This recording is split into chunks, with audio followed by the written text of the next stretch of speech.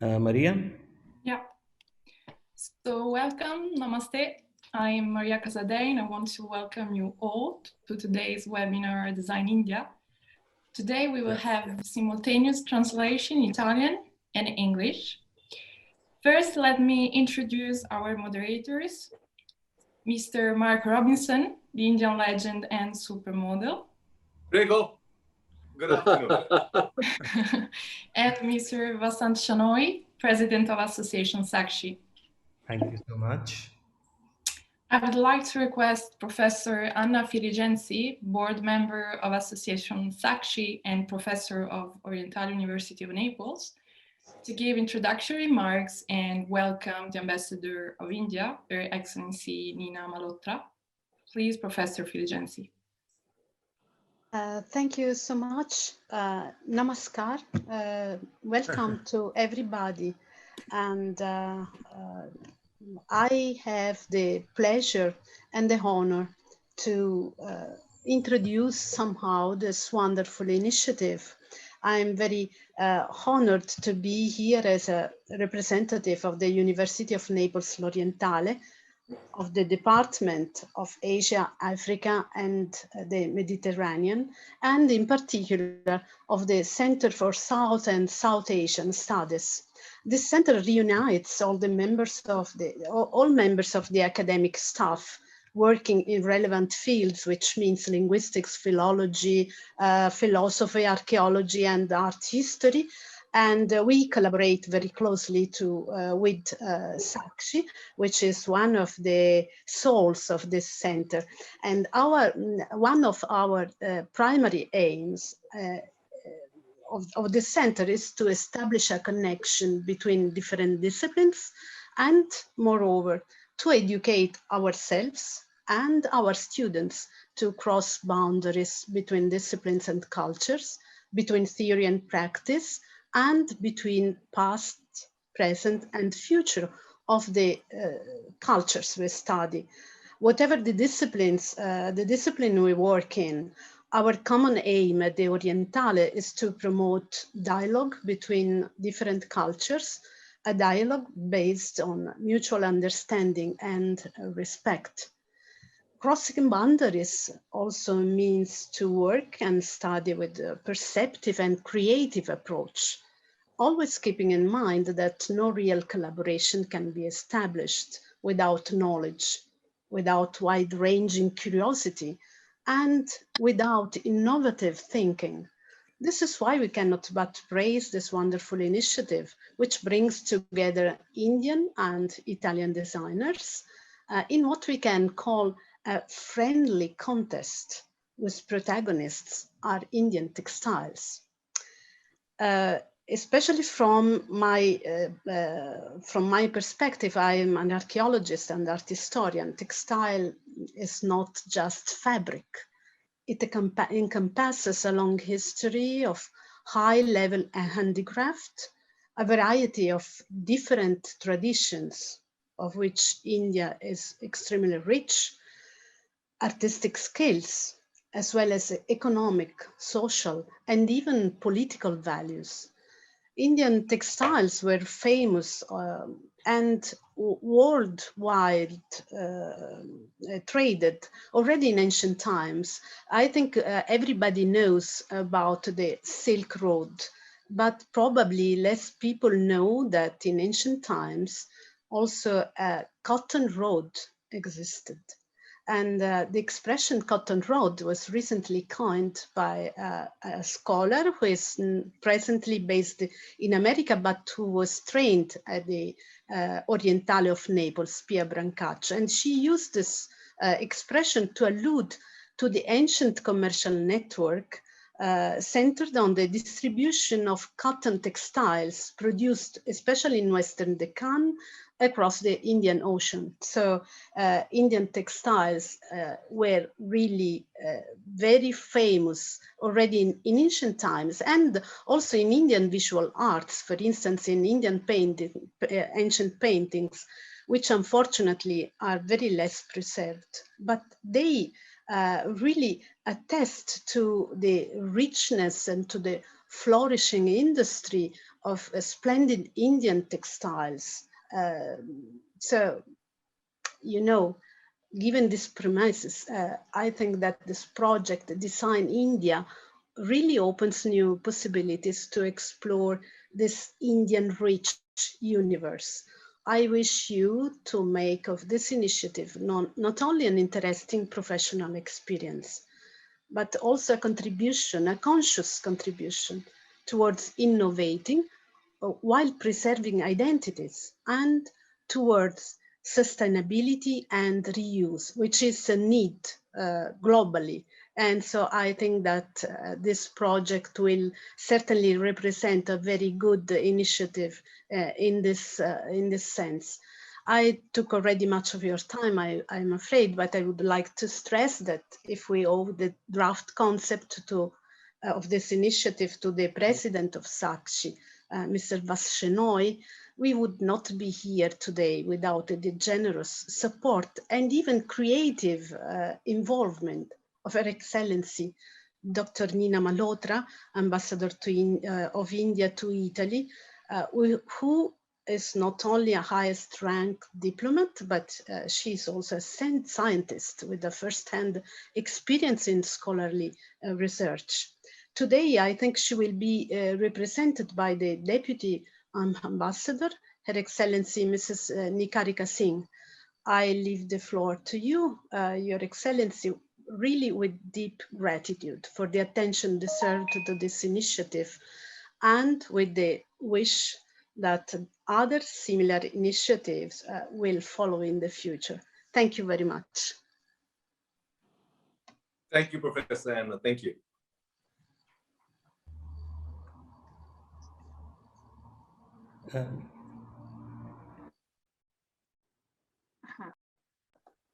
It looks like it's my turn now. So, namaskar, good afternoon, and buongiorno to all. This is Niharika. I am Deputy Chief of Mission here in this mission. And it is a pleasure for me to be here to open the proceedings of today's webinar on Indian and Italian fashion.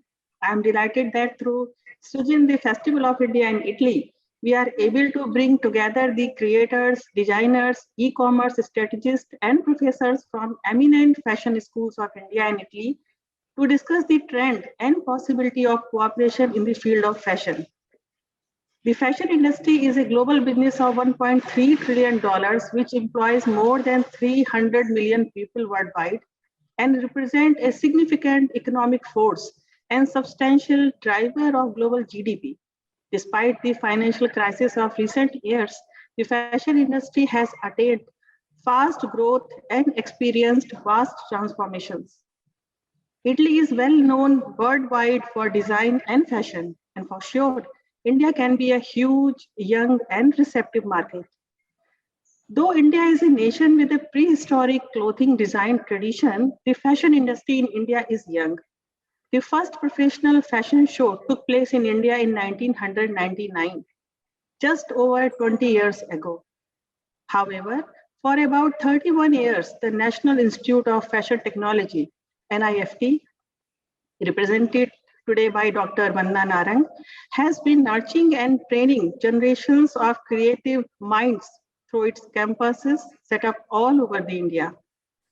The international achievements and the invaluable experience of a NIFT alumni, Mr. Narendra Kumar, designer and fashion director of Amazon India, are explanatory. Today, there are over a couple of hundred Indian fashion designers who establish themselves producing their designs and opening wares. Some are well known and are expanding slowly but surely into the international market.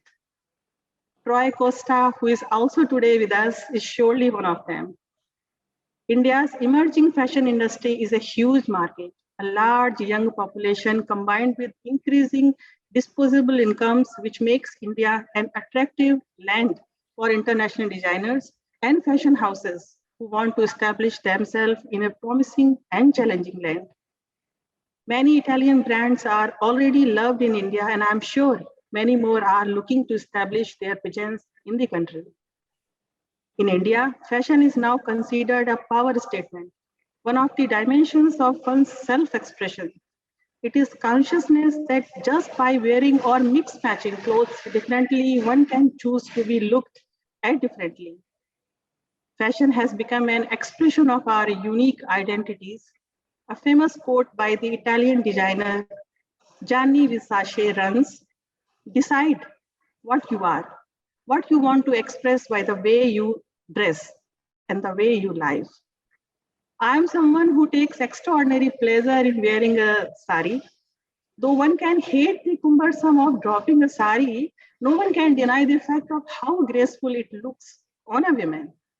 Thanks to the fashion of sari today, in India, sari are the equivalent of power suits that are worn by women all across industries.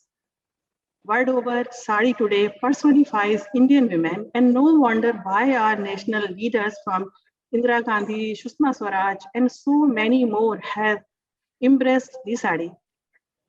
Likewise, today the use of khadi textile is not just looked at as an Indian costume, but has been exalted as a fashion trend and a style statement. We have to admit that the world is impressed by the sartorial elegance of our Prime Minister Modi ji. All Indian outfits are great, and every state has its unique appeal that leaves us spellbound. Our movies showcase the diversity and variety in our costumes, which earned their reputation worldwide.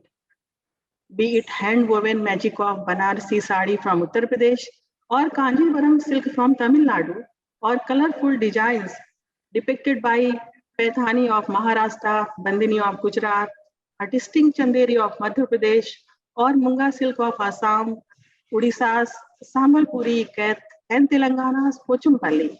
All are uniquely beautiful in their different ways.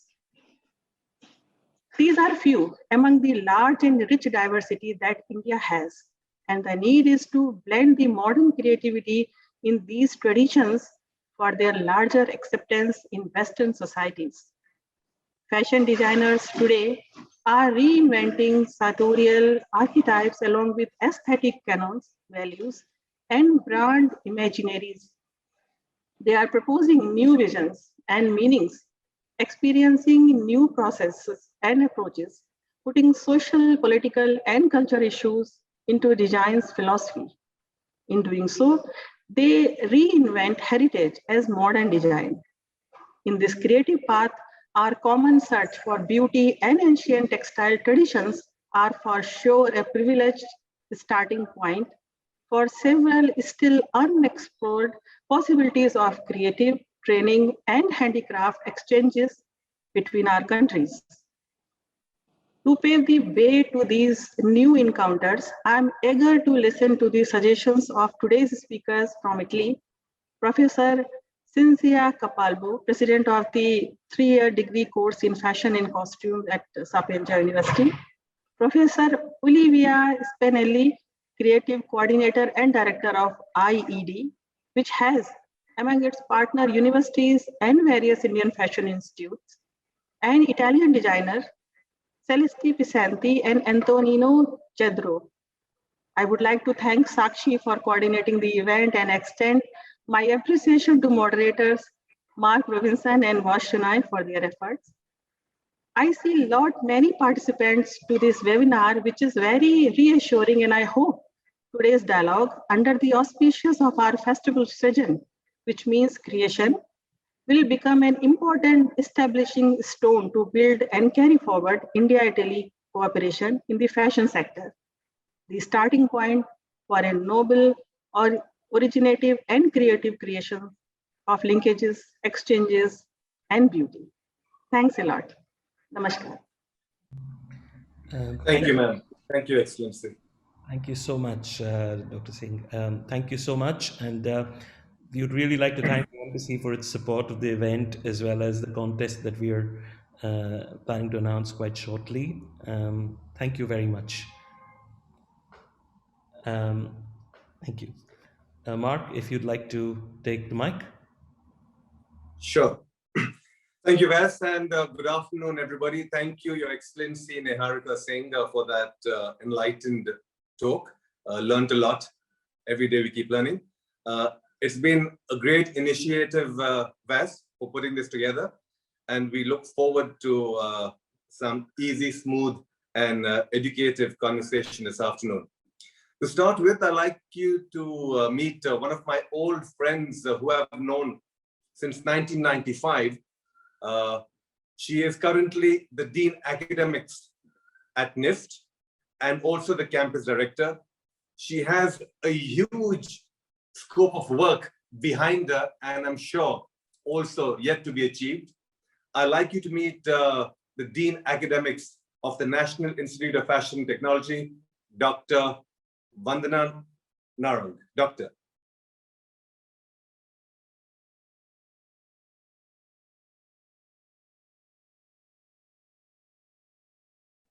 Sorry, I was muted. Thank you for a wonderful introduction, Your Excellency, about NIFT and our alumni. We are very, very proud of our alumni, and thank you, Mark. Yes, it's been a very long time since we have known each other. Mark has just been very kind in introducing me as having a lot of work, but it's the institute which I represent has done fabulous work for this country and for fashion industry in India. NIFT started in 1986. Nari is one of our first batch of alumni from fashion design department. And I would let him to talk more about what alumni has done. But today NIFT is there in 17 campuses across the country. We have 10 courses. We have 7 bachelor's programs, out of which 6 are design programs. 1 is fashion technology program. And we have 3 master's programs in design management and technology. We also do run doctoral studies. NIFT started as a single campus from New Delhi with 1 single program of 22 students. Today we have over 12,000 students. We are one of the unique institutes in fashion world where people come through a very strict entrance exam of 3 layers and people get into it. 70% of all managerial positions in fashion industry are manned by NIFTians. We have a great alumni network. We can go on and on about who our alumni are, and they actually define what fashion is about in India. Thank you for having me here, and it would be a pleasure to meet each one of you. And I'm very sure we'll have an enlightening and interesting discussion. Thanks, Mark. Thank you very much, Doctor. Appreciate it. Mark, thank you very much, Doctor. We will now, I'd like to now introduce our professors from La Sapienza University, Rome. First, we have Professor Romana Ando, who is the Associate Professor of Sociology and the President of the Master's Course in Fashion in English. It's a fashion studies course, and it's had an exceptional reception from students. So without much ado, Professor Ando. Okay, good afternoon, everybody. I'd like to, first of all, to thank the organizer of this meeting, which represents a milestone in building a strong cooperation between India and Italy in the field of fashion and of Made in. It's a great pleasure and honor for me to welcome you as Deputy Director of the Department of History, Anthropology, Religions, Art History, and Performing Arts. It is a very big department made of near 100 scholars with a strong focus on interdisciplinarity, and this was the starting point for the creation of our programs in fashion. So let me start by saying just a few words about the story of fashion education at Sapienza that started in 1999 under the Bologna process and its intent to create a European higher education area. At the beginning of the new millennium, as a matter of fact, we conducted an exploratory research on the situation of the educational training in the field of fashion in Italy. And we discovered that in the south and in the center of Italy, there are many institutions, academies, private school, and also specialization and professional courses, but there is a lack of courses, academic curricula that can help students in obtaining a full degree and a set of competencies and skills and theoretical knowledge that could address the whole field of fashion. So the first step was the creation of a bachelor program in fashion and costume studies. Il primo passo è stato la creazione di un programma triennale in moda. The floor to her to present it. The strong investment made by Sapienza in this new academic field, it was considered new because, as you know, in fashion studies in Italy is not so well perceived as in other international field of study.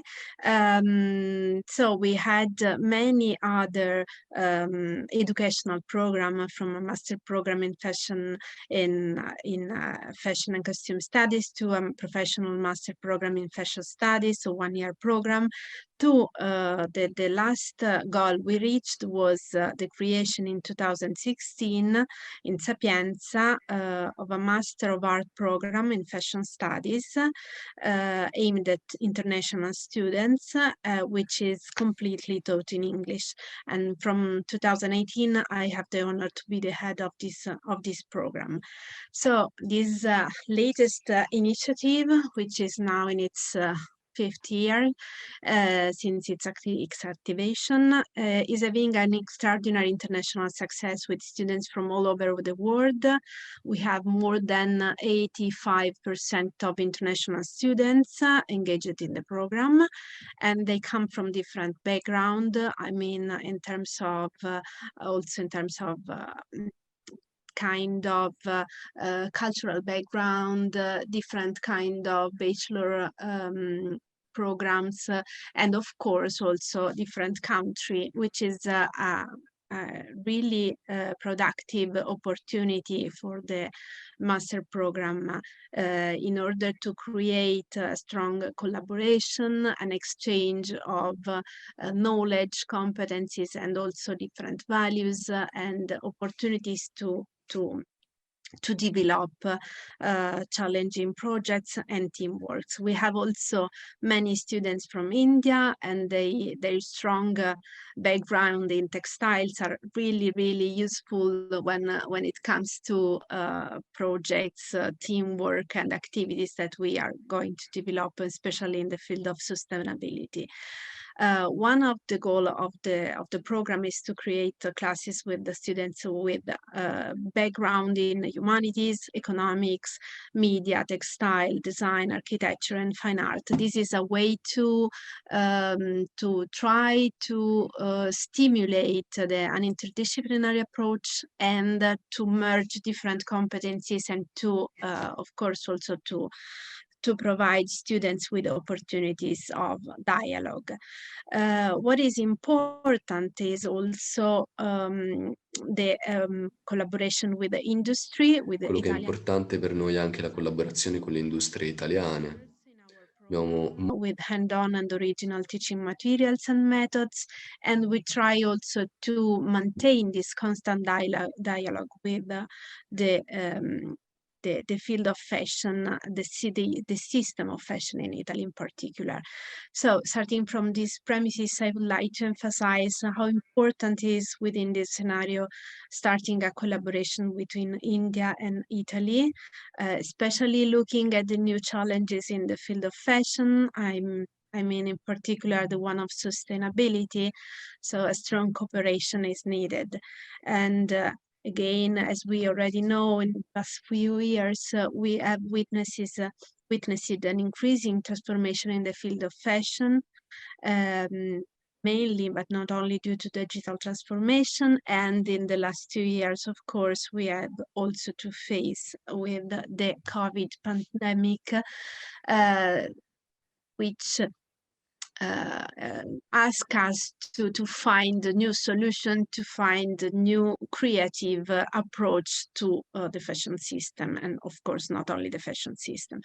So the idea is to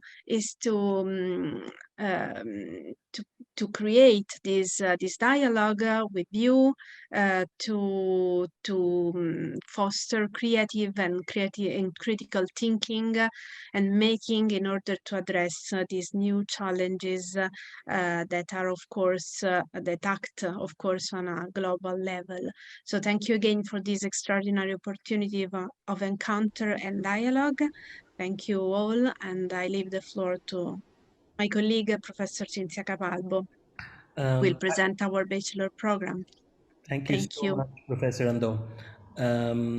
Now I'd like to request Professor Cinzia Capalbo, who is not only the president of the 3-year degree program, but also is the professor of economic history. And Professor Capalbo has been a great supporter of this initiative. Yes. So thank you. You see me? No, your video is off. So Okay. Just a moment. Come si vede per il video? Just a moment.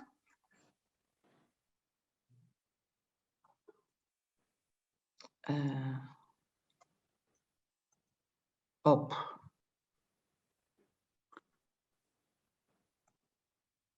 Okay.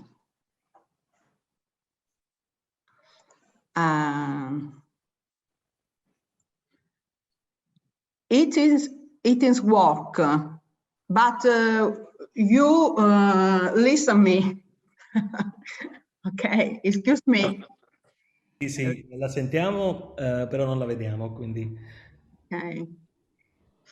I don't know, just a moment. Come si può fare qua?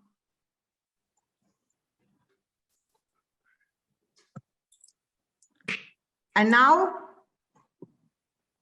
Perfect. Okay, thank you. Good afternoon to all our guests.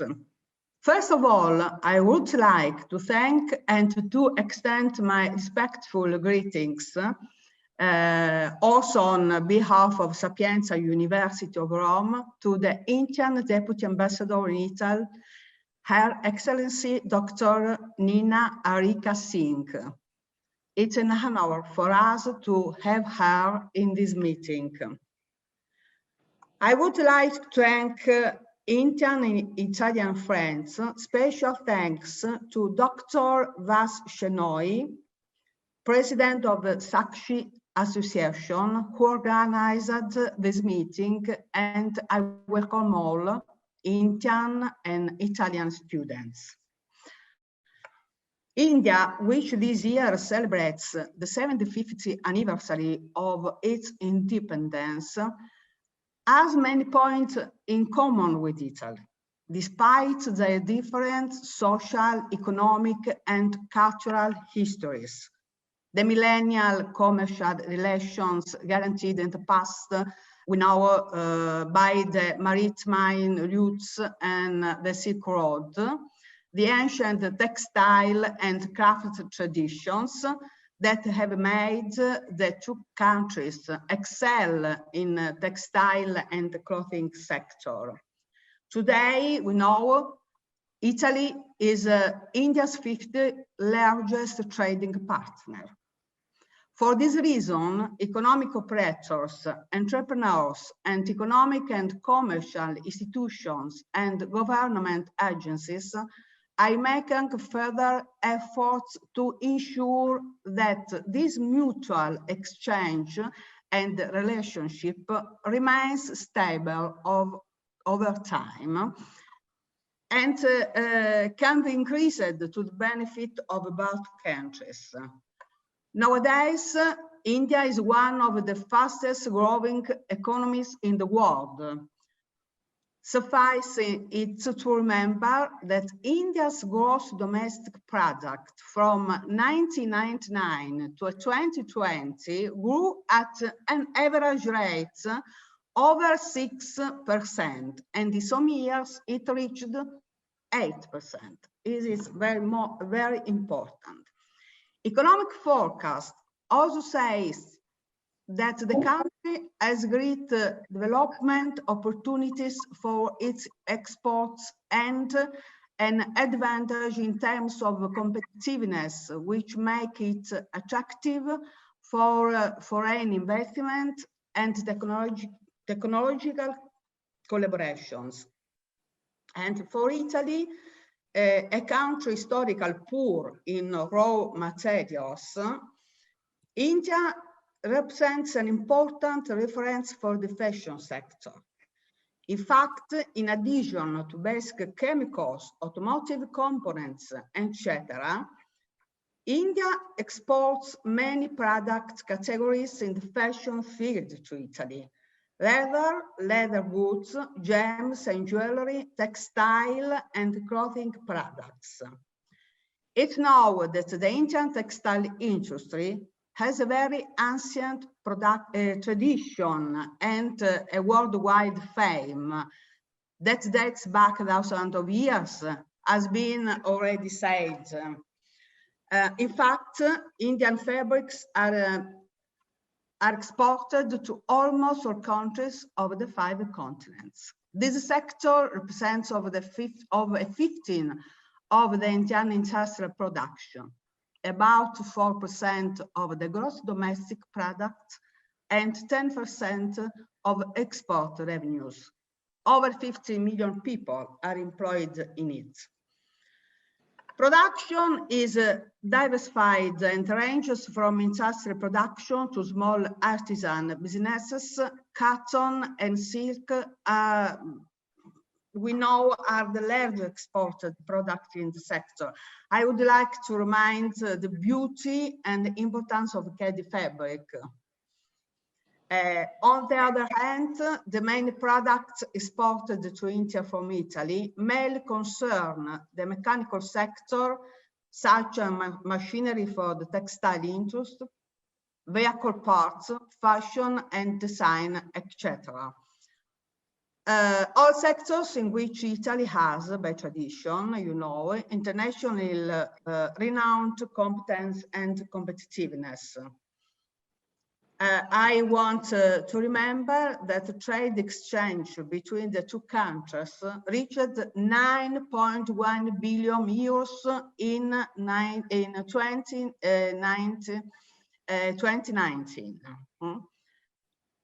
To strengthen the relationship between the 2 countries last year, despite the pandemic, the first edition of the high-level dialogue on Italy-India economic relations was held online. Today. The meeting was attended by the most important Italian and Indian companies operating in various economic sectors. The meeting was promoted by the India-Italy Association for Cooperation between the 2 countries in collaboration with the Confindustria for Italy and Confederation of Indian with the support of both the Italian and the Indian embassies. Also last year, an additional meeting took place online between the Italian Prime Minister Giuseppe Conte and the Indian Prime Minister Narendra Modi. On that occasion, 15 strategic agreements were signed in several economic sectors. The meeting consolidated bilateral cooperation based on concrete projects. In addition to the economic field, important initiatives have been launched in the field of scientific research, protection of cultural heritage, and cooperation in the industrial research sector. Finally, There is a sector that unites the histories and economics of the two countries, the culture and the tradition of craftsmanship,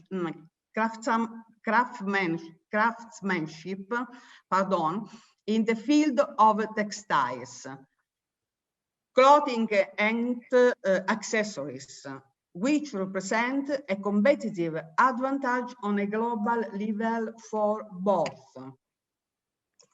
Therefore, the field of fashion represents a further field of cultural and commercial exchange between Italy and India.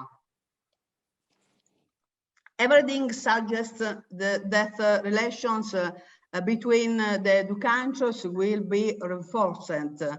Therefore, in the near future, it becomes important to undertake initiatives for academic collaborations and cultural exchange between the educational institutions of two countries.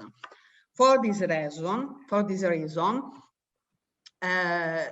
cooperation between the fashion degree courses of Sapienza and the National Institute of Fashion and Technology in New Delhi represents an important meeting point.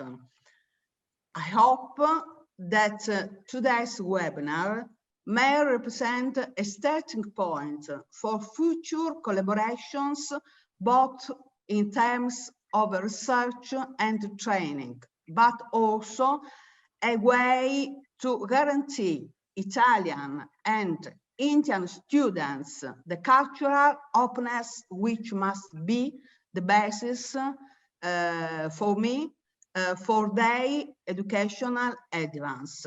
Thank you. Thank you so much, Professor Capalvo. Thank you for your support, and thank you for your speech.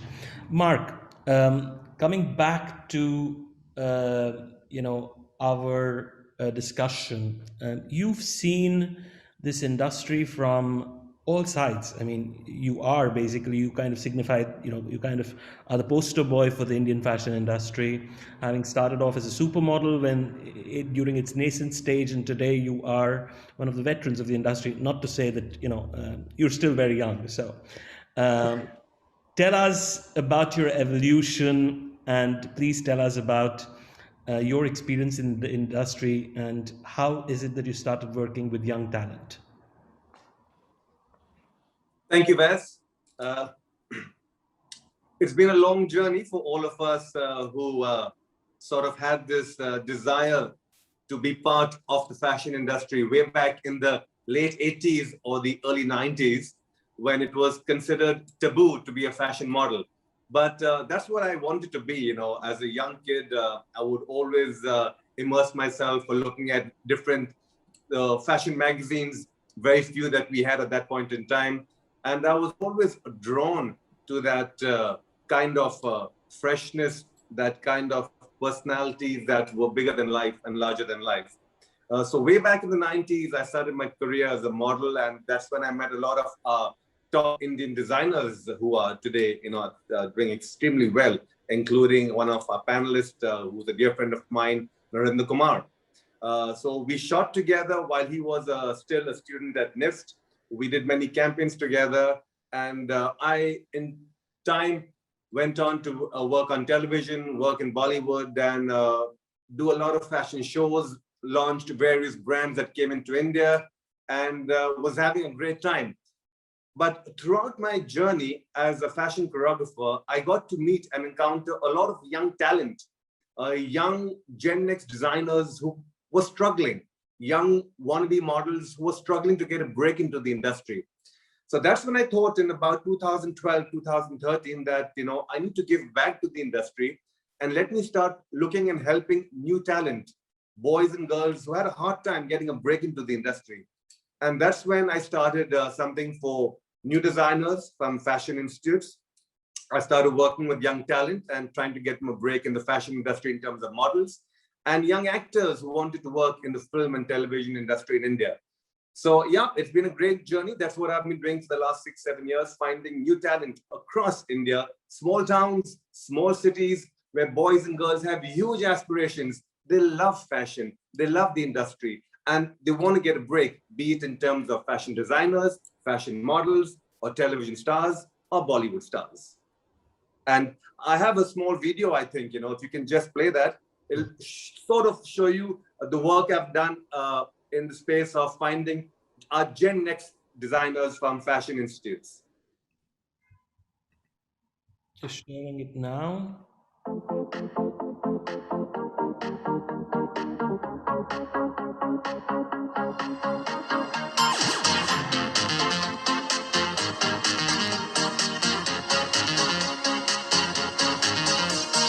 We are at the grand finale for Max Design Awards 2017-18, and the excitement levels are really high at NIFT, New Delhi.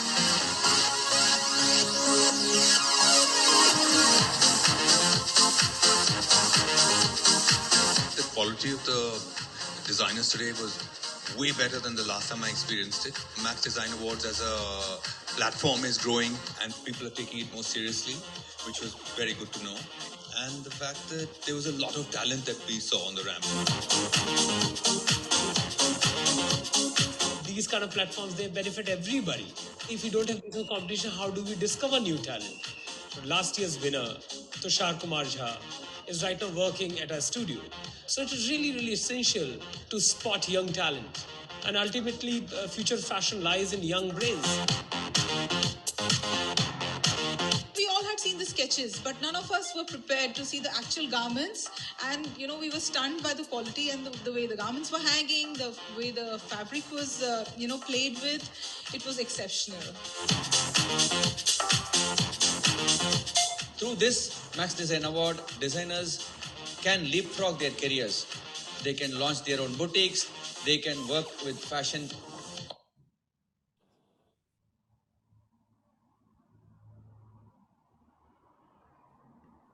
Yeah, there we go, Matt. We unfortunately didn't see the end of that, but I think the video was inspiring enough, so I'll let you continue.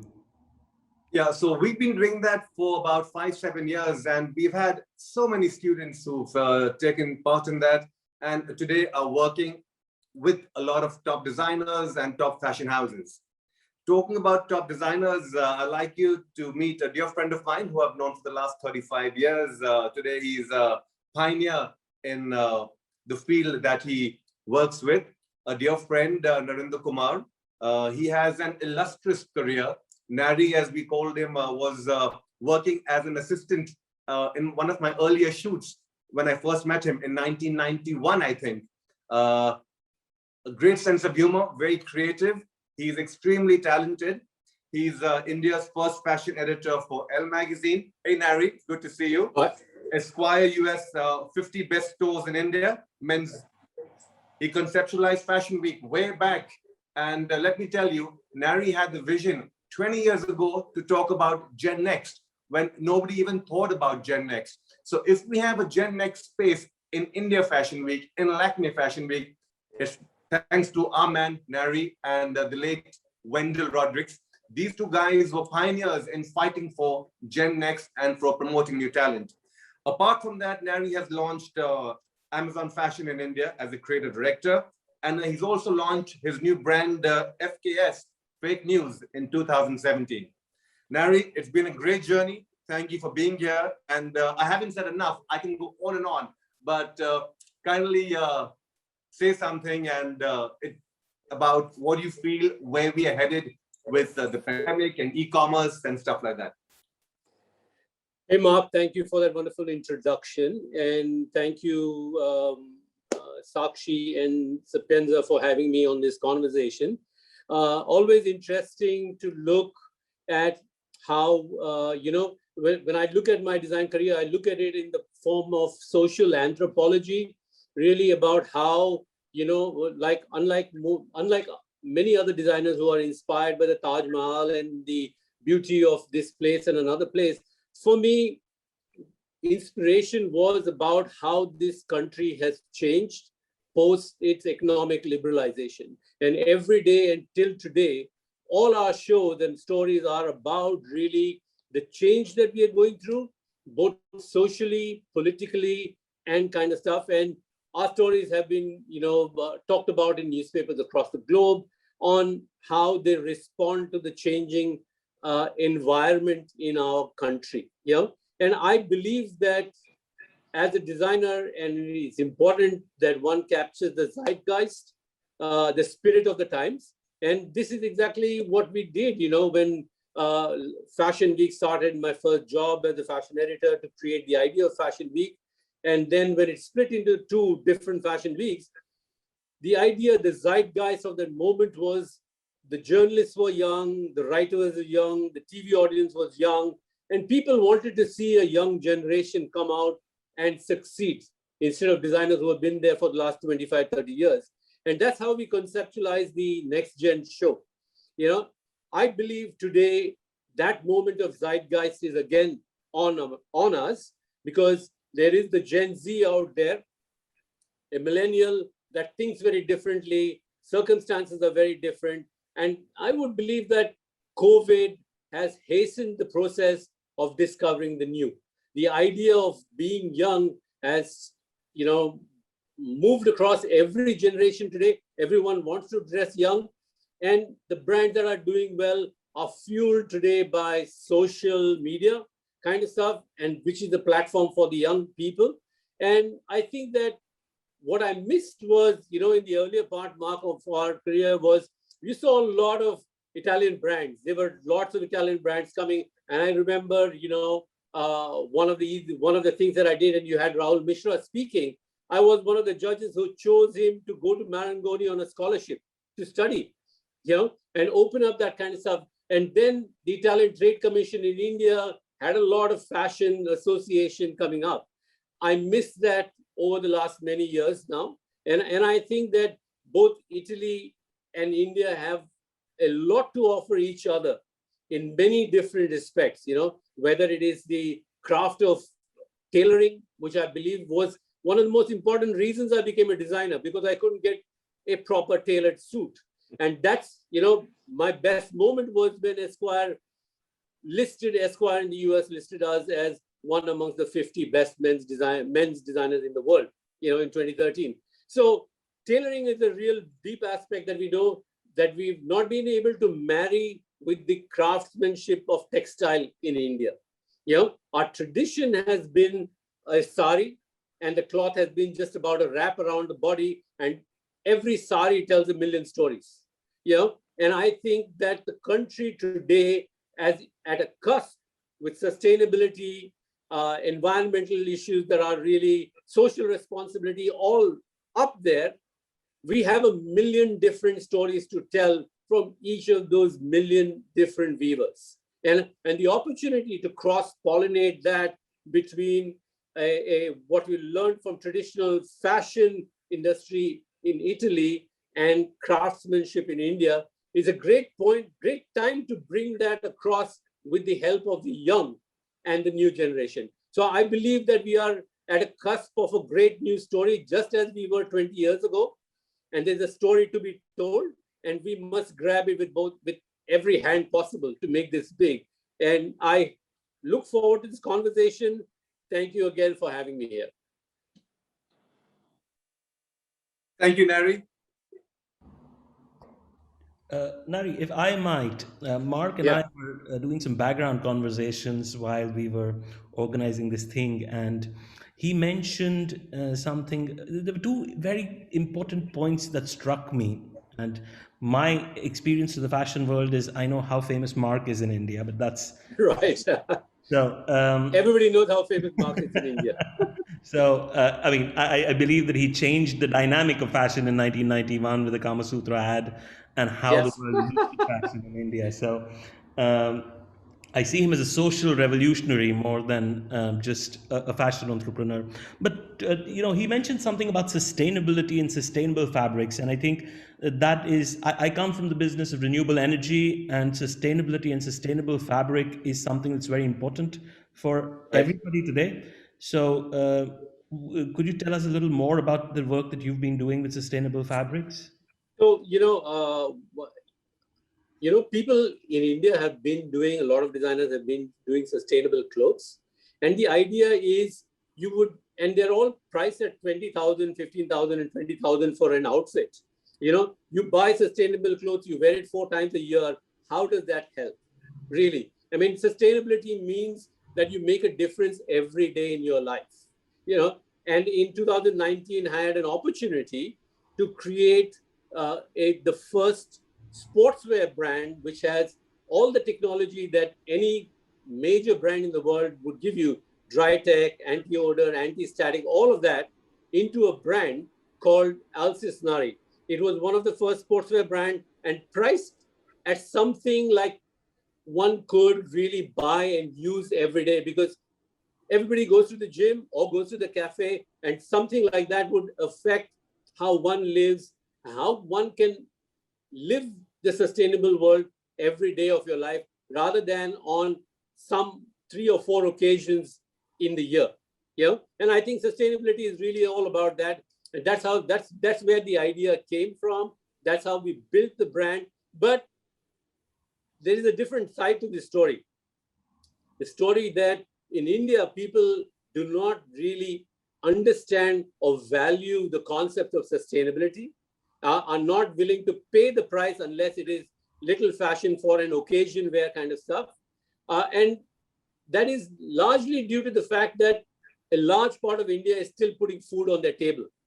You know, and to prioritize sustainability over food becomes a really difficult issue. Globally, this has changed. And, you know, Greta is doing such a great job. Lots of other institutions are doing great jobs around it. And I think it's much larger outside than in India. Yeah. And in India, sustainability means our heritage is sustainability. You know, when it comes from all these weavers, all these textile people in small cities. And like I said earlier, there are 1 million stories to be told. And this next generation is about stories. And therein lies the large opportunity to doing something together with the craftsmanship, knowledge, technical knowledge the Italians have, and brand building capabilities that the Italians have, that we could bring together as a marriage of the best. Vas? Yeah. Vas, I think in 2019 or 2018, I was lucky to actually see Nari's collection, what he's talking about. He did that at a beautiful showing, I think at one of the fashion weeks. I think I sent you that, a brief clip of that. Could you play that, please? Yeah? I will, hang on. Hit it! That's what I'm talking about. Wait!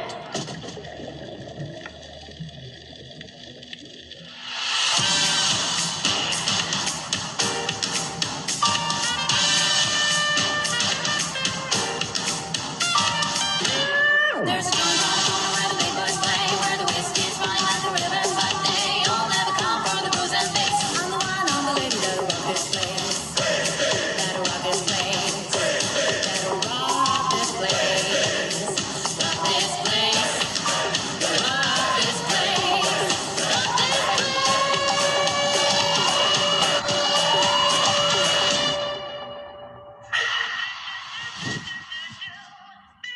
Hey, thank you for playing that. Brilliant. Thank you, Bas, for playing that. Brilliant. And you know, in a story coming out of India, nobody expects something like this. You know, the print ideas were textile prints of India, ikats and stories like that. So these are ways that you can adapt to the modern world. There are different ways that one can do it. One can do it with regional textiles. One can do it with modern textiles. And both can be sustainable and socially responsible. Bas? Yeah.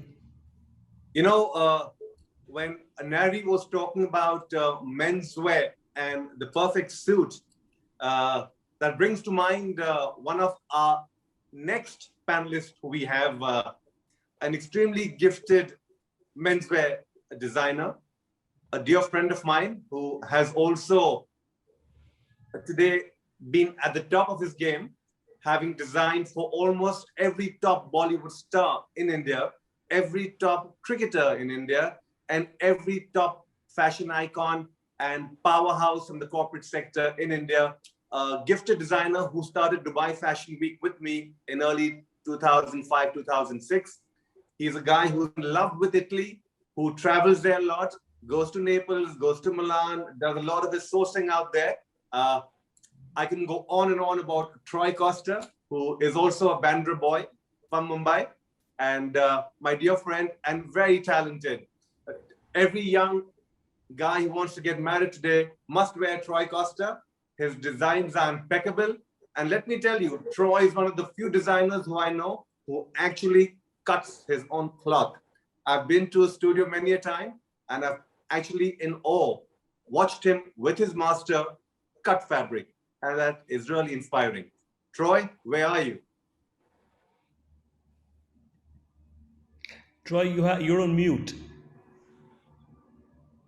Firstly, namaste to and buongiorno to all. Hey, Troy. Thank you, Mark, for that fantastic introduction. I don't think I deserve it, but thank you all the same. Italy is my favorite destination. I travel there thrice a year for the last few years. I've been doing a lot of work. I've been making my shoes in Naples with a company called RAF.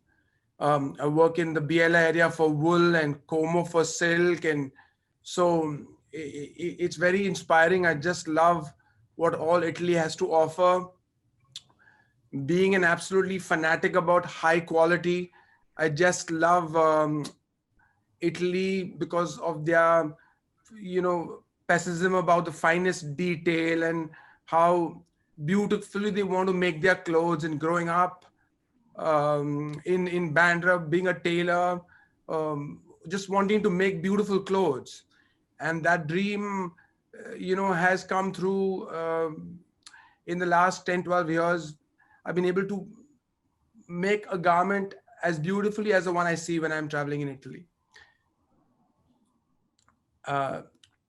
Italy is known for its construction, and the interlinings and all the fabrics that come from Italy makes a beautiful suit.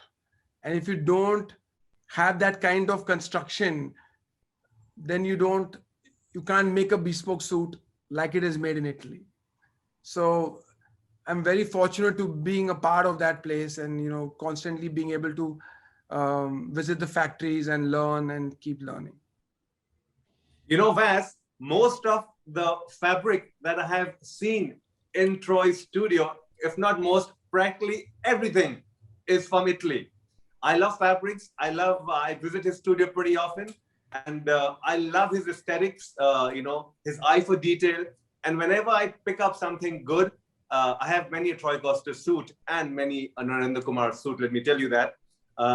His fabric is all from Italy, and it's fabulous, and whenever I wear them, which is pretty often, people always ask me, oh, where did you get that from? Where in Italy? And I said, this is made in India by Troy Costa with a lot of Italian fabric and with that eye for detail.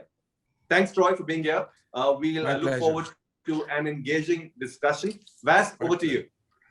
Troy, Mark tells me you've come to Italy very often, and from what I understand, you're as passionate about this country as I am. So, and I've lived here most of my life. So, my question to you, as somebody who does not come from the fashion world, how do you see specifically? We have here around 500 odd attendees, of which a large chunk are aspiring designers who are studying either at La Sapienza or at the European Institute of Design or in India at NIFT. How do you see these two countries, which I know, on an instinctual level, I know that these two countries are made for each other when it comes to creativeness, etc. But on a practical level, how would you advise these young aspiring designers to take advantage of the best of both worlds?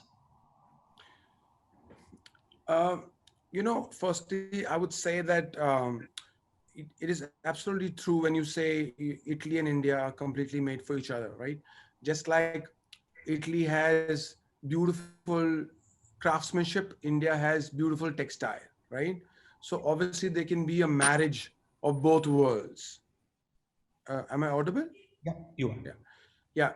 So we need to use the skill of tailoring that Italy has, the craftsmanship with things like leather, and try and combine it with India has a huge array of different fabrics, and all in its natural form. Going forward, we're going to talk about everything being in its organic form, and India has a huge heritage of that kind of fabric with different weaves from different parts of every state of India. We have more than 50 states of India, and each producing a different kind of fabric. I would though like to tell the younger students that it's really important to learn pattern making going forward. With the shortage of tailors worldwide, one will have to know how to cut its own cloth. How are we going to produce the kind of collections that we would want to if we don't understand pattern making? I spend a lot of time with students. I engage a lot of my time, guiding students over the last 10 years. And I see that people are interested in design. Nobody's interested in the pattern. But going forward, as the world finds a shortage amount of tailors and pattern makers, if we don't know to cut our own pattern, how are we going to create and design collections, right? So the students need to be told that to invest time and learn patterns. I keep lecturing, to all students to keep learning and expertising on patterns. That's, I think, is the key going forward. Perfect, Troy. Thank you so much. And go on, Mark. Sorry. Beth, when Troy just provoked a thought and a memory that Dr. Vandana Narayan, in her PhD, her research, I think, doctor, and correct me if I'm wrong, was in pattern making for menswear. Am I right or wrong, doctor? Sorry, Mark, I missed it. There was a bad connection. Can you repeat your question? Can you hear me now, doctor? Yeah, I can now hear you. Tell me. Troy was talking about the importance of pattern making and was encouraging young designers, students to study that. And he provoked the thought, and he sort of made me remember that your PhD, your research was in pattern design for menswear. Am I right or wrong? You're absolutely right, Mark. Yes, I have done my PhD in pattern development for menswear. And one of my teachers for menswear pattern making was an Italian teacher at FIT New York when I had gone there in '96. And that inspired me to work on menswear. I also totally agree with you when you said it's a pleasure to see someone cut patterns and the fabric themselves, because most of the designers, you assume that they are sketching it out and not cutting the pattern themselves. But yes, I am a pattern maker. Great, and fabulous, because I remember your journey and seeing you in 1995 as a professor. That time we were launching NIFs all over the country. You played an active part in that. I was modeling at that point in time for a lot of designers, many of those who are from NIF and today at the top end of their game. And your journey has been just fab. And I need to thank you at this platform for giving me the opportunity to fulfill my dream with working with Gen Next designers. You and NIFT New Delhi have been really helpful, along with the other fashion design institutes in the country, in sort of propelling and acting as a catalyst to place young, talented designers and get them work in the industry and also get scholarships abroad. I think Vas will talk about that in a little while. I think Professor Firigensi would like to add something. I'm sorry, I just saw her message. So Anna, you're on mute, so you need to unmute yourself.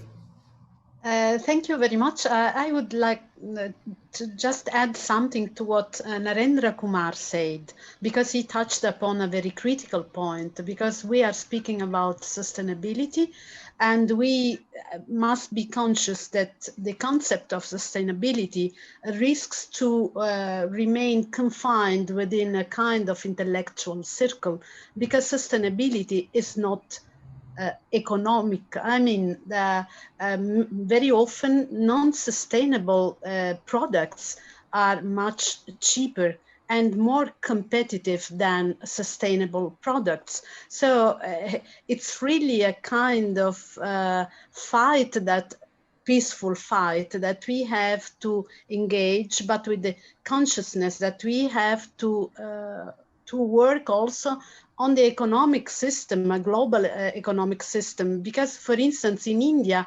acrylic colors are now used even for restoration of ancient paintings, or for the big statues that are thrown in water after festivals, for instance. And this is this means pollution and also destruction of the cultural heritage. We have the same problem also in the Western countries, for that matter. So we have to fight for something different. Sustainable must become also economically rewarding. Until this doesn't happen, so I'm afraid that sustainability will be a luxury thinking. Thank you. Thank you so much, Hannah.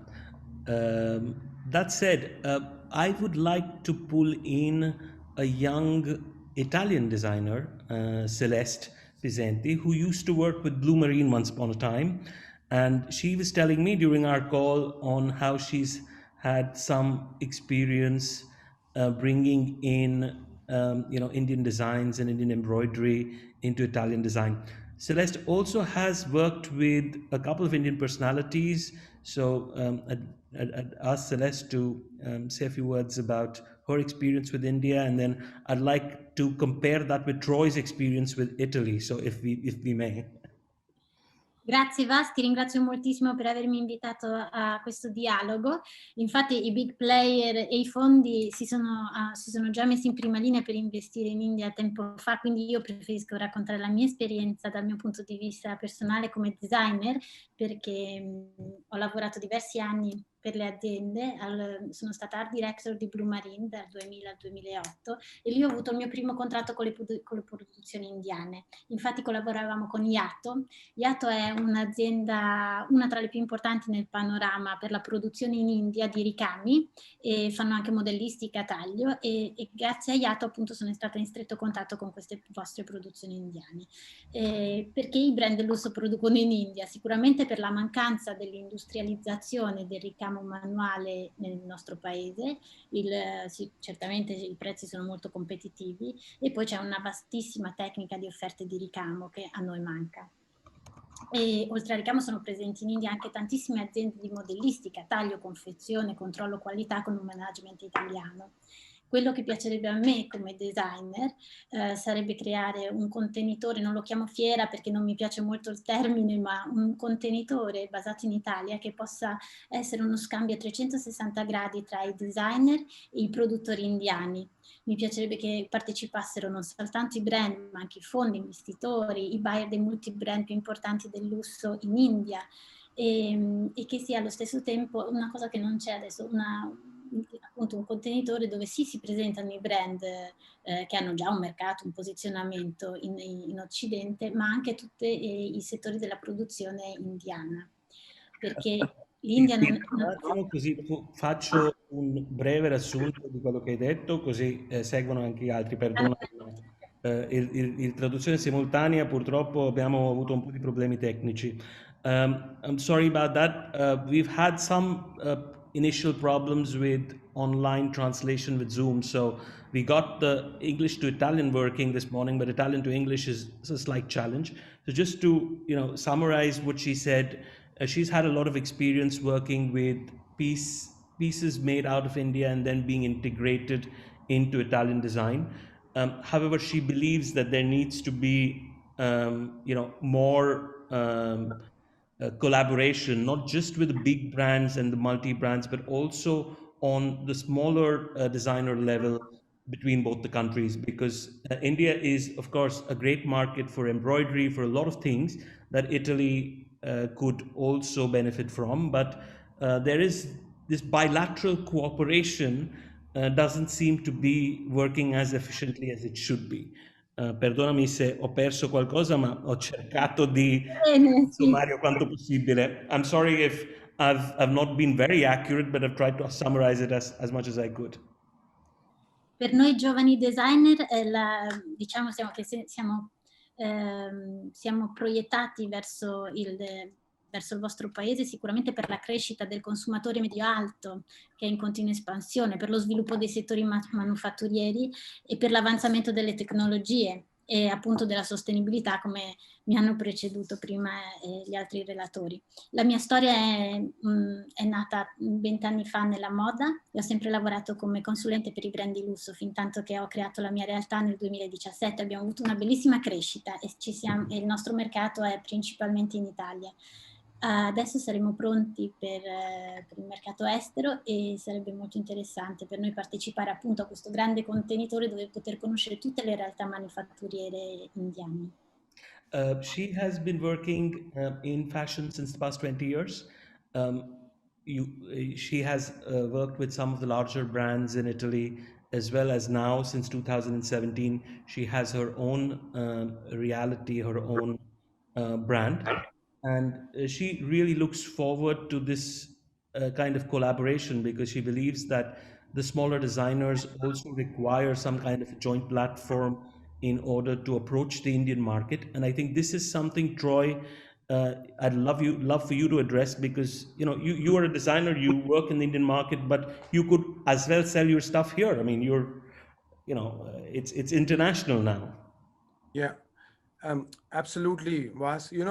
See, India is known for its embroideries, right? And by that, we could assist Italy, with embroideries, right? Younger designers needing to make capsule collections or newer collections going forward need the assistance of India, correct? Likewise, Indian designers going forward making capsule collections need the assistance of factories based in Milan or any part of Italy with respect to the wool, the silk. As a menswear designer, it is but obvious that the garment has to be made in Italy, right? So how do younger talent, how do they process a collection if they're going to not be able to communicate with factories about smaller orders, about smaller transactions? So there has to be a larger communication between India and Italy in respect of this, this kind of association. There has to be some kind of mediation at a government level where the two countries can interact much more, assisting younger talent going forward. We're having so many colleges bringing out so many students every year, but how many of them are actually going forward? We had stopgaps growing when we started our business, so did Celeste. But I feel that the world being a commonplace now and India and Italy being so close to one another, we should be able to come closer with respect to what crafts, tailoring, and merge the two things. Exactly. No, I know you have a lot of fantastic product in India. I know it's not just embroidery, but it's also a product of cotton, silk. And I remember I worked with a very important company in New Delhi. It was Yato. I don't know if you maybe know. In Yato was a very, very big company, and they produced for all the luxury fashion brands. But the collaboration is at the base of our enthusiastic work. And also, I'm so jealous about your Holy Festival. Support your Holy Festival in every part of the world. Of course, sure, why not? Thank you so much, Celeste. We have you brought up, Troy, this question of, training and education. And we have with us here the creative director of the European Institute of Design, Professor Olivia Spinelli, who would actually, speak about what it is to be a designer today in Italy, especially a young designer today in Italy. Absolutely. So, Olivia, I think we have the simultaneous translation from Italian to English also on.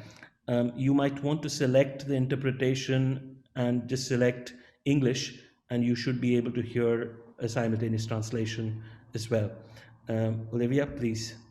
Thank you, Vas. Good afternoon to everybody. Buongiorno. So I can speak Italian. Yes, Or we I do can have mix from simultaneous Italy to English. Okay. To translate. Ok, thank you. Bene, io ho un lavoro difficilissimo da fare perché ho la responsabilità di crescere le nuove generazioni, i nuovi talenti. E parlo di responsabilità perché è un termine che adesso trovo molto vicino a sostenibilità, cioè sostenibilità vuol dire prendersi delle responsabilità, sapere quello che si fa da tutti i punti di vista. E per cui ci vuole molta attenzione, molta cura, moltissimo coraggio e molte volte mi rendo conto che il coraggio che io cerco di trasmettere ai nuovi designer, ai talenti, molte volte arriva da loro e sono loro che chiedono delle cose, sono loro che pretendono di imparare delle cose o sono loro che insegnano delle cose nuove. Io sono una grandissima fan delle nuove generazioni, dei giovani, sono sì il coordinatore di Edmo da Milano, ma sono anche un prof, teacher, e questa è la cosa più interessante in assoluto perché ho un contatto diretto con gli studenti, quindi io parlo con loro e soprattutto loro parlano con me, che è la cosa più interessante perché ogni giorno imparo delle cose nuovissime. Quindi l'idea di collaborare tra Italia e India, tra il Made in Italy e il Made in India, per me è una cosa interessantissima, lo sarà sicuramente anche per gli studenti, perché vuol dire iniziare a confrontarsi, a mettere a confronto due mondi che comunque non sono lontani, anzi sono molto molto molto vicini, quindi tutta la parte della manifattura, quello che diceva Troy è giustissimo, cioè bisogna conoscere entrambi i territori e rispettare entrambi i territori, quindi quello che si produce in Italia, quello che si produce in India, si parla sempre di prodotti di altissimo valore e di grandissima qualità.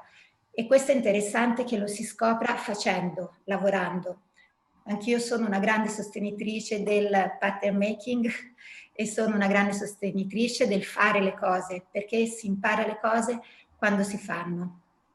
Quindi io ringrazio Vas per averci coinvolto, per aver coinvolto lo IED in questa collaborazione, in questo dialogo e trovo che ci sarà un percorso da fare insieme estremamente interessante. Scopriremo delle cose incredibili da parte del Made in Italy e Made in India scoprirà altre cose sul Made in Italy e trovo importante che ci sia uno scambio diretto tra gli studenti perché probabilmente verrà fuori una terza Made in, che non è né Made in Italy né Made in India, sarà una terza versione che sicuramente non avrà né confini, sarà internazionale, sarà molto giovane perché saranno i giovani a farlo, probabilmente saranno loro a pensare qual è il loro mercato di riferimento e noi staremo lì a guardare sostanzialmente, ma è la cosa che a me piace di più perché penso che in questa fase sia interessante captare delle cose e poi restituirle magari a chi non le vede perché le sta facendo o le sta vivendo in quel momento. Quindi grazie.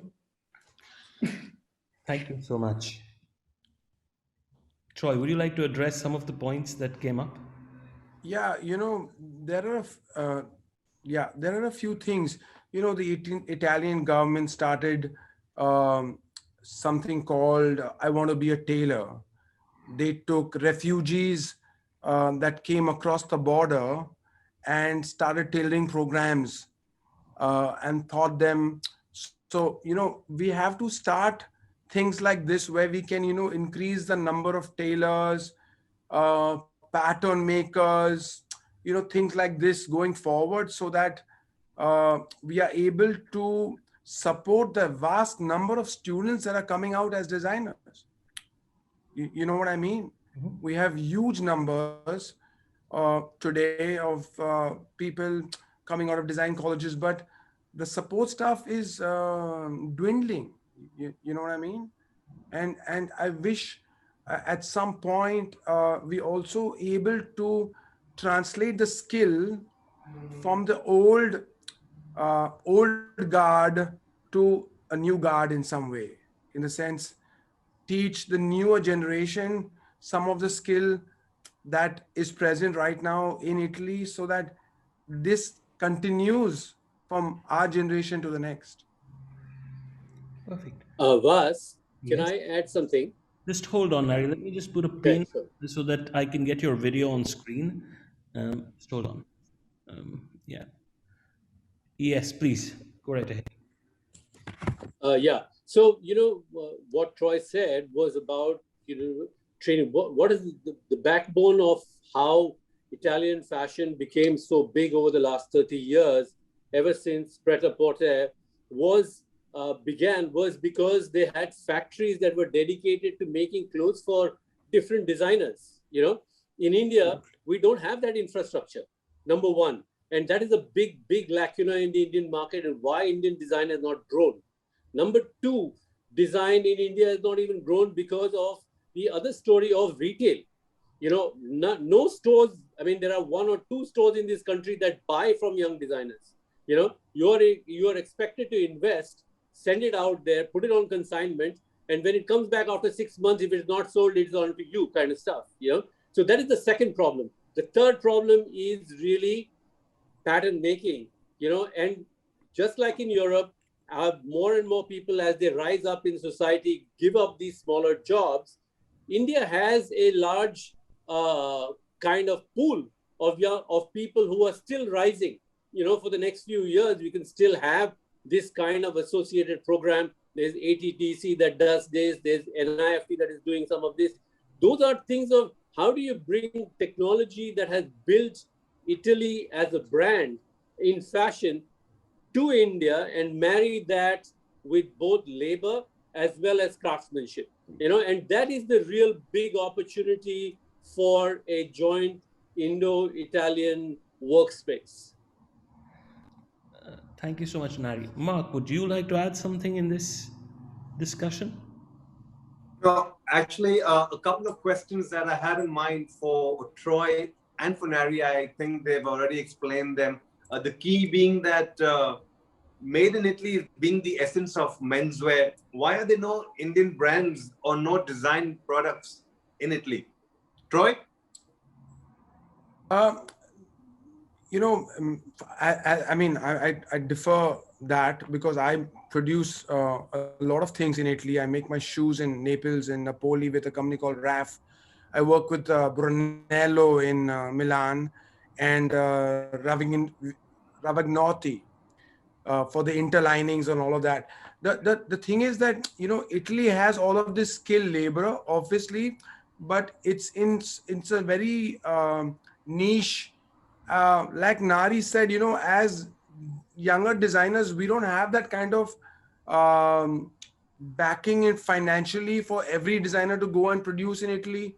Italy is not very forward when it comes to working with smaller patches of clothing or orders, or they want larger quantities, larger numbers, larger. So we have to somewhere create a Indian-Italian collaboration where we are able to work with smaller numbers for the betterment of fashion. It's just for it's so that fashion grows. Otherwise, it's still restricted in that space. I know Italy wants to do a lot. Italy has the ability, but I think there has to be somebody on the inroad to able to maneuver this, to kind of, you know, jointly collaborate. India has a large extensive labor that could be, you know, recruited to Italy. They could be trained and they could be asked to work in Italian factories, thus is increasing the numbers of Italian production. That's one way. The immigrant law, the Italian immigrant law could change for tailors to make immigration to Italy more easier. If you are a tailor, you can immigrate to Italy, continue to work there, and to produce there, and to live there. That's growing the whole Italian business, Troy, you know, in that respect. I'm sorry, what about made in Italy versus make in India? Are you a proponent? Or No, of course. I think Professor Kapalvo would like to say something, so yeah, sure. First, get her to say something, intervene. Sì, parlo in italiano adesso, visto che abbiamo la traduzione simultanea. If you could just switch to simultaneous translation, you'll get the English translation. Dunque, io voglio innanzitutto fare i complimenti a Troy Costa, a Mr. Troy Costa e Narayan Kumar, perché conosco i loro lavori. E quindi molti complimenti. Mi voglio agganciare a quello che ha detto adesso Mr. Troy Costa. Volevo dire che è vero che è importante, come ha detto la collega Olivia Spinelli, essere, da parte dello IED e con la Sapienza siamo un po' complementari, no? Perché loro hanno un'attenzione più sulla parte, diciamo, creativa, mentre i nostri corsi di laurea in Sapienza hanno un taglio culturale e manageriale. Noi facciamo molti corsi di management, quindi grande attenzione anche alla parte di cui parlava adesso Mr. Costa, cioè quindi la parte organizzativa dello sviluppo delle tecnologie. It is important to think about the organizational part. Industriale. Quindi io credo che visto anche, come ho detto nel mio intervento, io ho una formazione economica, come si è capito, quindi i dati economici fra i due paesi mi interessano molto e come ho già detto, l'interessamento dei due governi, indiano e italiano, per uno scambio importante economico fra i due paesi deve costituire per noi che ci occupiamo di moda un momento importante per lanciare i due sistemi della moda indiana e italiano in modo più, come dire, preminente. Io credo che uno scambio in questo senso potrebbe proprio rafforzare, no? Anche la presenza del fashion system, dell'Indian fashion system in Italia e viceversa del sistema moda italiano in India. Una delle cose che possiamo fare, per esempio, quando la pandemia finirà e potremo essere in presenza, io oggi sono in un'università deserta, sto parlando dal mio studio ed è tutto completamente deserto, ma quando finalmente usciremo da questa pandemic, io credo che già sarebbe molto importante se noi potessimo ospitare qui in Sapienza i due fashion designer indiani, a parlare agli studenti, a far conoscere i loro lavori, a cominciare uno scambio importante, come sarebbe importante lo scambio anche con gli studenti. Gli studenti italiani possono venire in Italia anche per un breve periodo ad imparare anche qualcosa sui nostri corsi di management, sui nostri corsi di design, eccetera. E un'altra cosa importante, credo che noi da oggi dobbiamo cominciare a collaborare anche dal punto di vista didattico, per far conoscere ai giovani studenti indiani e italiani quello che si fa in Italia, raccontare la storia del sistema moda italiano ai ragazzi indiani e loro ci raccontano la storia antichissima e quello che sta succedendo in India. Cioè cominciare, io credo che le università possono essere un tramite per rafforzare la presenza del fashion system indiano e italiano nei due paesi, no? Quindi con questa pandemia abbiamo imparato ad usare la rete ancora di più, quindi noi con la rete possiamo intanto cominciare, aspettando che poi possiamo vederci, a collegarci, a fare delle lezioni, a fare dei seminari, a parlare con gli studenti, insomma cominciare questo rapporto molto importante che poi rafforzeremo organizzando delle iniziative in Italia, invitando anche i fashion designers indiani in Italia e viceversa. Credo che noi su questo dobbiamo veramente, come dire, essere forti per fare in modo che anche i due governi capiscono che il made in indiano e italiano possano costituire una parte fondamentale del rapporto anche economico fra i due paesi. Volevo solo dire questo. Grazie. Grazie mille. Thank you so much. Gentlemen and ladies, we are running out of time. So quick questions, last observations. It's lunchtime in Italy, so I guess people are getting hungry, and it's tea time in India. So I think we are very complementary civilizations when it comes to food. So I wouldn't like to force people away from neither their tea nor their lunch. So last observations, please, from the panels. Any questions? Can I go quickly? Last observation. Yeah. See, the thing is, while we look at this opportunity, we need to keep in mind how the market is going to be in the next 20 years. We can't look at it from what it is today and what it was in the past, but we need to bring the past to see how we can manage to take control of this going over the next 20 years. And that is the important idea. Social media, Gen Z, how do we bring all of this together, and what are the new stories that we are going to tell? That is really important.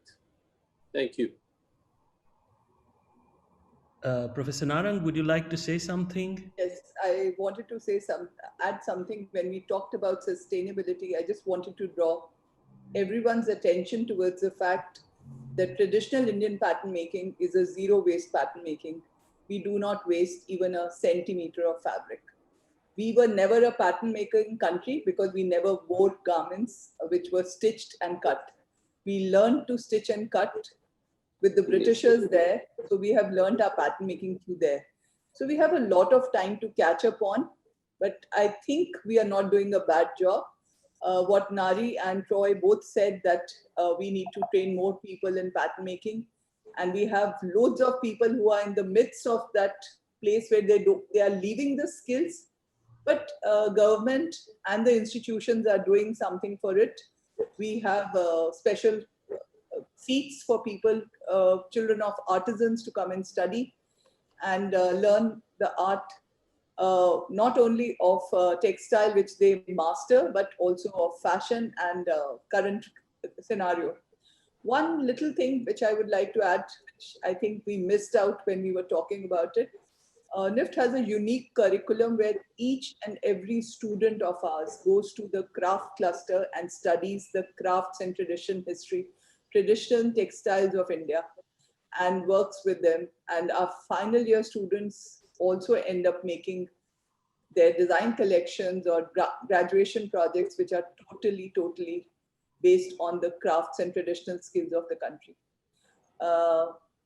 We are doing our little bits, but not as much as what both Nari and Troy said. We need far more. Yes, India has not made schools of pattern masters or make factories where the designers could make garments, and we still have a long way to go. India and at least Italian schools have had a very good collaboration. We have MOUs, NIFT has MOUs signed with a lot of schools over there. We have worked with several schools in the past. And we would be very happy to work with a few more schools. I see Troy. Troy, give me 1 second, because Professor Ando would like to say something, and then we come to you. So if you don't mind.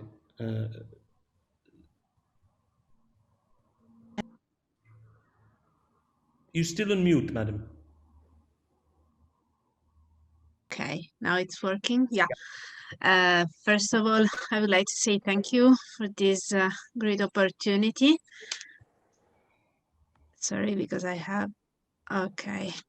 For this great opportunity to start this dialogue between among colleagues in India and in Italy, and amongst scholars and designers, because I think that this is one of the point, not to share knowledge, to share experiences among people who every day works in the field of fashion, and people who is trying to study the field of fashion and also to address the challenges in this field. I think that one of the key words is, of course, sustainability. We mentioned this word many times today, and I would like to add just an element that I consider really important in this sense. I think that sustainability is a matter of culture, first of all. So when we talk about sustainability, we of course have to think about new way of production, new way of working with textiles, in producing fabrics, in every kind of elements that are related to the industry and to the production. But we have also to face the problem, the cultural problems of sustainability, in the sense of stimulating the consciousness about sustainability, especially among young generations. And I think that the work we do every day with students, for example, at Sapienza, but also in different university, in different institution, is to create this perception of the sustainability as a matter also of practice of consumption, is a cultural issue. And because I heard this morning one of the speakers mentioned the problem that, of course, sustainability is also considered a luxurious consumption activities now, and we in different countries, and with of course differences, we are facing the same problem, because sustainable products are not so widespread, even in Italy, not only in India, because of the price, but also because of the consciousness about this element. So I think we may start in developing a culture of sustainability together, India and Italy. Also, thanks to the contribution of young students, because young generations are the more aware of this kind of issues, and they may, of course, project this consciousness in their project, in their activities in the future. Thank you. Troy, coming back to you. Sorry. No, Vas, that's exactly what I wanted to say. What Romana just said, the newer generations are so much more conscious about the concept of sustainability, so she said it extremely well, so I don't need to repeat it. Just for all your information, with Professor Felicenzi, we will be doing a panel quite soon about the history of Indian textiles, and we're also planning to address the fortunate issues that we at least didn't end up with British food, even though we ended up with British cutting techniques. So at least we were lucky there. Just picking up on what Professor Narayan said, it's historic that the East India Company first came to India for textiles, and then decided that our artisans were a big problem and decided to cut their fingers off. So, and therefore we were left with British cutting. At least our cooks remained. So I'm very attached to Indian food as well as Italian food. So and it's lunchtime. So that said, we will be with Professor Felicenzi doing a panel this year on the Cotton Road, as well as the history of textiles in India, etc. We will also be doing a contest in between three Italian schools. with Indian textiles, and it's something that we're working on with Mark, and he is our fearless leader when it comes to this. I'm somebody who just puts together people, so hopefully we'll be able to engage all of you. La Sapienza as well as the European Institute of Design have already signed up, and they'll be nominating 10 students each. We are looking at a third university who will nominate another 10 students, and 30 Italian students will receive Indian textiles to produce 30 different pieces of work. And we try to see how, you know, maybe we invent a new fashion paradigm, maybe we don't. So we have a lot in store this year because I think technology and fashion and food, and of course family, are four things that these two countries share. They're both very coastal countries, both have a very large coast, so very similar geographies, and the people are quite similar. So despite our differences, I think, and I hope that this webinar, I mean, I would have loved to have this in person, and we kind of resisted holding this thing online until it was quite sure that this pandemic was going to continue right into this year. So I do hope that our next meeting at some point will be in person, because I do believe that to share the most important parts of what these two cultures have, which is family, food, and philosophy, you need to be in person. You can't do that online. But I do hope that this year, which also begins the celebration of 75 years of Indian independence, we do a lot in this particular field of fashion and textiles, which has a very large echo on India's independence struggle, on why India was colonialized to begin with, etc. So with that, I'll give Mark the mic for concluding remarks, and thank you very much for all of you for participating and for having patience with us. Also, our viewers who had patience with our translation problems, etc. So thank you very much. Mark, over to you for a final conclusion. Thank you, Vas. And a big thank you to all the panelists who took time out. I'm sure it's lunchtime back in Italy, and here in India, it's tea time for Troy, Vandana, ma'am, and Narayan to grab that cup of chai, as we say in India.